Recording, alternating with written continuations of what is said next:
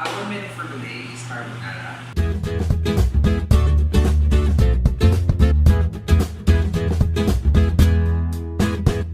Siya ay pinaka-quickest and cheapest kind of carbonara. So, unahin natin ngayon, oil, sibuyas, 1 chicken door cube, salt and pepper, magic sarap, milk, Nestle cream, then mushroom, 1 teaspoon, and then the pasta. Okay, so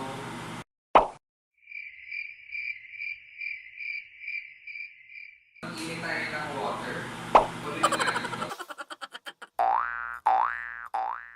While waiting, mag-iisa tayo. Mag-init tayo ng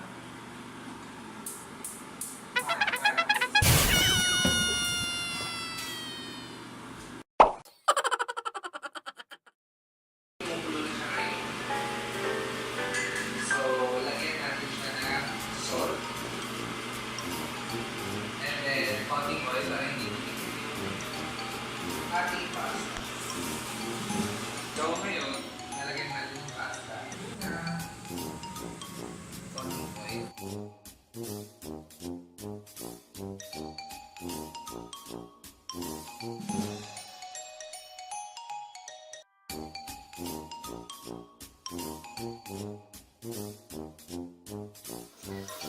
Nalagyan natin yung mushroom.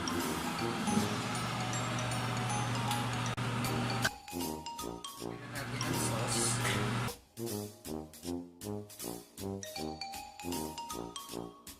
And then, paghaluin natin. And then, salt to taste. And then, black pepper. And haluin. Depende sa texture ng sauce. Lalagyan na natin yung chicken nori.